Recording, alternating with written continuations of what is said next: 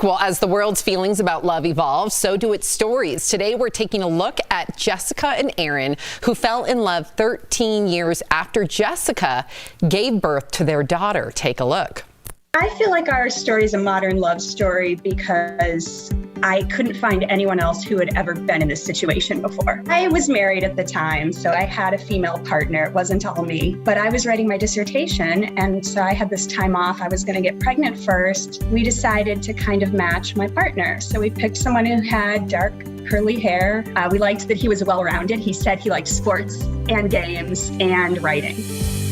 The sperm bank was 2 blocks from my house, and it seemed like an easy part-time job. And so, I had no expectation of ever meeting them. Because the opposite side of that story is me and my partner are going through this catalog and every single blood type and every single everything. Your future family and children. And he's just meh, $50. I joined 23andMe first, I think several months before Jessica did. But then a few months after that, I got a message, saying, hello, I've got 2 kids by you, and we're interested in sharing photos and information.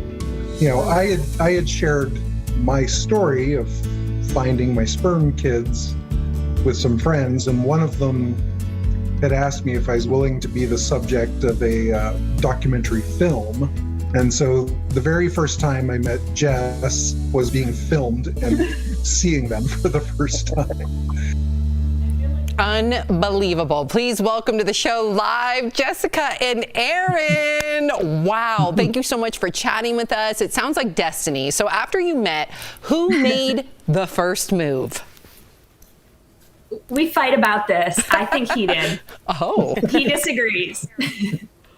Oh. Well, I mean, hey, we're ready to hear you out. If you want to convince us. Yeah, we'll decide.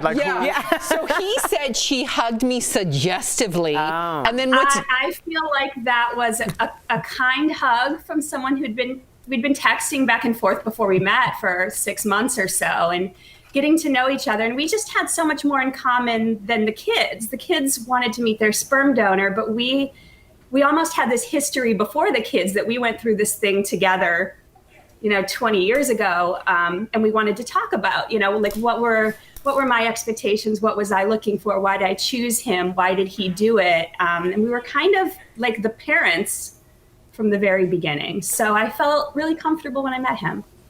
Well, we get it. You flirt differently, so that's just a continuation from our last conversation. It's my love language. Maybe Jessica walked through the door and wiggled her hips to Aaron. He knew it was on. my non-existent hips? Yes. Well, Jessica. It's pretty flexible. Okay. All right. Well, Jessica, did you have any reservations starting a relationship with Aaron, your sperm donor?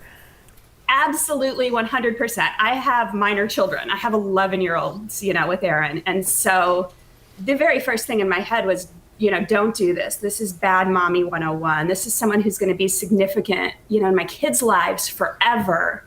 It is a really bad idea to sort of walk in and muck this up. But the more I got to know him, he's friends with every one of his exes. He's friends with all of his friends from elementary school. He's a really good guy. And, we just found out slowly that it, was right for us, and it wasn't going to hurt anything for the kids. What a beautiful story. Now, Aaron, I got to ask you, what was it like? You're coming into Alice's life, but she's 13 years old. So walk us through that. Well, Alice has never considered me to be her parent. She thinks of me more as her mom's boyfriend, and I totally respect that. Alice is cool. She and I have similar senses of humor. We make each other laugh, but we're not pretending that we're really parent and child.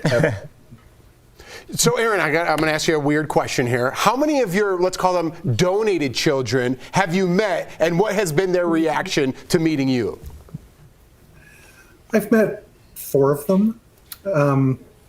And it's been great. I mean, we contrived the first meeting, as you saw, in a documentary. But, I met 3 of them right away, and we immediately went on a 2-week vacation together. So Jess and I immediately got thrown into this role as pseudo parents to all 3. The other 2 were older. They were like 19 and 18 at the time, I think. And, Jess and I are in the front seat. The kids are in the back seat. We're deciding where to stop for lunch. And, just suddenly we're in weird nuclear family. It kind of felt like we'd known each other a really long time. I love this. What's the little headline in your little profile that makes you so appealing? I donated so long ago. Nowadays, if you donate, you basically do get to make an online dating profile.